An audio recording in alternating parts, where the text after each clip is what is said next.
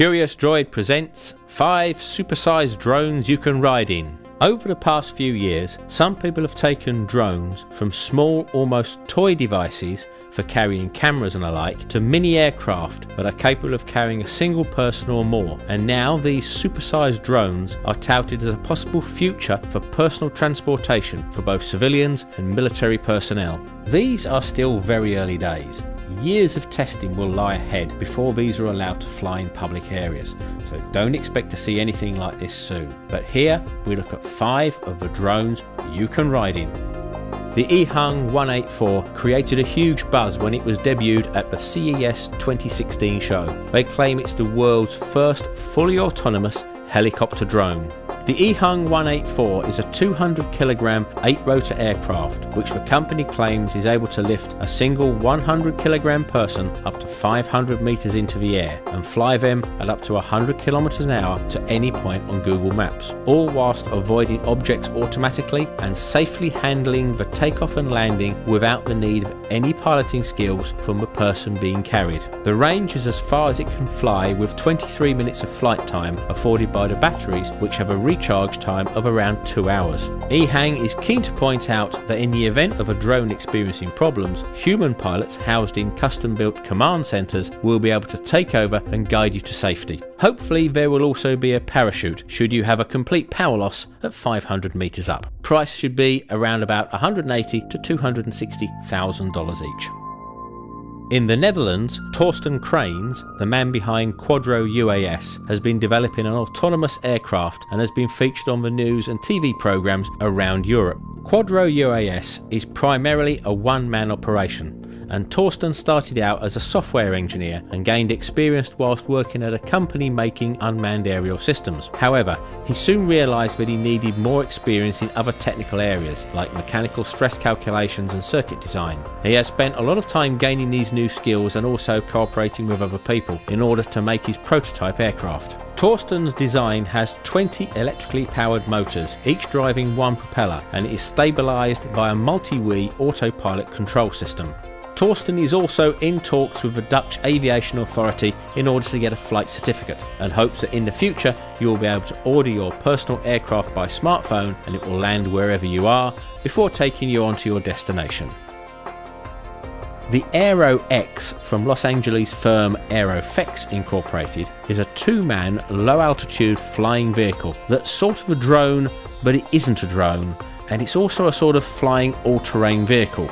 One of the major differences between the Aero X and other electrically powered type drone craft is that it's much simpler and uses no electronic stabilisation control systems. It is designed to be ridden much like a motorbike, but also can be used as an unmanned vehicle to do agricultural duties like crop spraying and surveying, for example. It uses 2 inline ducted fans powered by petrol engines. The design of the ducts around the edges of the fans give it the stability and the control.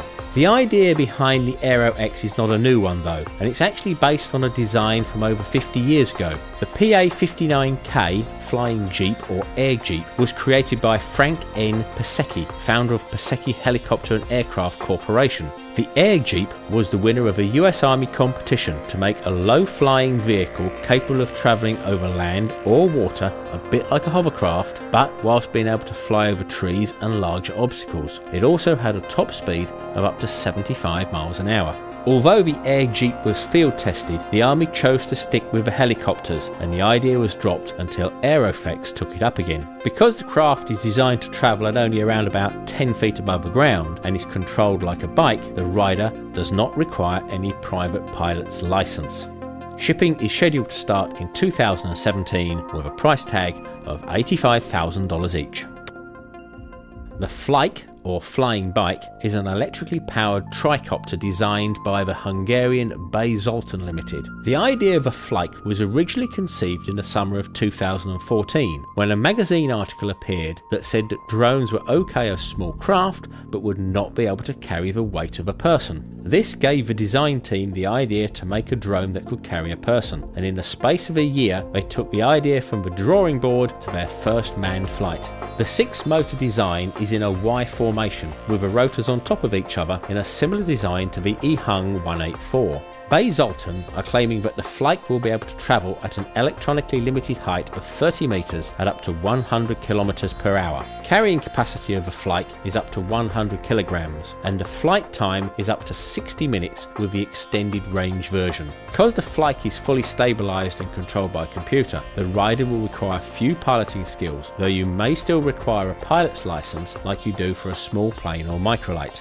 The flight control will be by joystick, and because it's fully computer controlled, it will also be capable of unmanned autonomous flight. Availability is said to be sometime in 2016, and the price is yet to be announced, but they said it will be in the sports car bracket. Hopefully that's the Mazda MX-5 price bracket and not that of a Ferrari 458. The German-made Volocopter blurs the lines between a drone and a helicopter and is aimed at those who want the flying experience of the helicopter but without the high costs and long training times involved. The layout of a Volocopter is similar to the helicopter, with the rotors in a fixed grid above the main cabin and a similar size to the swept area of a normal helicopter rotor. The difference between the helicopter and a Volocopter is that the Volocopter has 18 electrically powered rotors, and this means that there is much more built-in redundancy, so you could lose a couple of rotors for example and still be able to fly. Being electric, it's also emissions free, and it also requires much less maintenance than a traditional helicopter. Rather than being fully autonomous like the E-Hun, Volocopter wanted to give the pilot the fun of flying, but with all the advantages that a fully computerized system could give. This would allow them to fly with just the joystick, just like a computer game, but also be able to switch to fully automatic if required. The computers take care of the actual flying, the takeoff and landing, and can even compensate for turbulence. All the pilot needs to do is just point it where he needs to actually go. Plan is to have a single-seater fun model and then a 2- and 4-seater models for commercial and private transport. Thanks for watching, and I hope you enjoyed the video. If you did, then don't forget to please thumbs up and subscribe for more, and if you have any ideas for videos you'd like to see, then please let us know in the comments below.